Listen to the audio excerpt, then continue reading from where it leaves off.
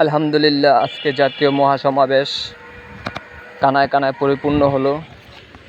আজকে দেখুন, বিভিন্ন অঞ্চল থেকে, বিভিন্ন জায়গা থেকে এই জাতীয় সমাবেশে মানুষ দলে দলে যোগদান করেছে। এভাবেই যদি আমরা দলবদ্ধভাবে একসাথে থাকি, তাহলে আগামী নির্বাচনে ইনশাল্লাহ জয়লাভ করে ইসলামিক রাষ্ট্র কায়েম হয়ে যাবে, আমরা যদি সবাই একত্রে একসাথে থাকি। তাই আমরা সবাই দলবদ্ধভাবে একসাথে থাকব, ইসলামিক রাষ্ট্র কায়েম করব।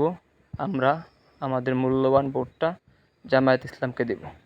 আমার ভোট আমি দেব, যাকে খুশি তাকে দেব না। আমার ভোট আমি দেব, জামায়াত ইসলামকে দেখে দেব। সবার মূল্যবান ভোটটি মূল্যবান জায়গায় ফেলুন, তাহলে আর কোনো সমস্যা হবে না ইসলাম রাষ্ট্র কায়েম করার জন্য।